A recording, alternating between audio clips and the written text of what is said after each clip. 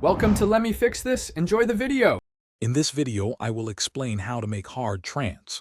We'll start by laying down the foundational elements that define this energetic genre. You'll learn about the typical tempo range, often between 140 and 150 beats per minute, and how to choose the right key for maximum impact. We'll also touch on the initial sound design choices that give hard trance its distinctive edge. Let's dive in and get those powerful tracks started. Next, let's focus on the backbone of any hard trance track, the drums and bass line. You'll want a punchy, distorted kick drum that cuts through the mix, often layered for extra weight.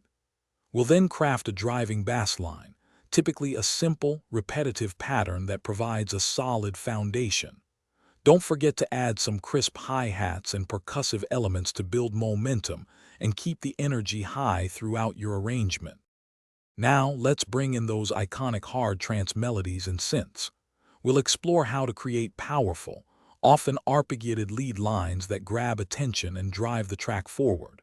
Layering multiple synth sounds is key to achieving that massive, full sound, so we'll cover some effective techniques. Additionally, adding atmospheric pads and effects like delays and reverbs will give your track depth and a professional polish. Get ready to make those synths scream. Finally, let's talk about arrangement and the crucial mixing stage. We'll structure your track with dynamic buildups and explosive drops, keeping the listener engaged from start to finish.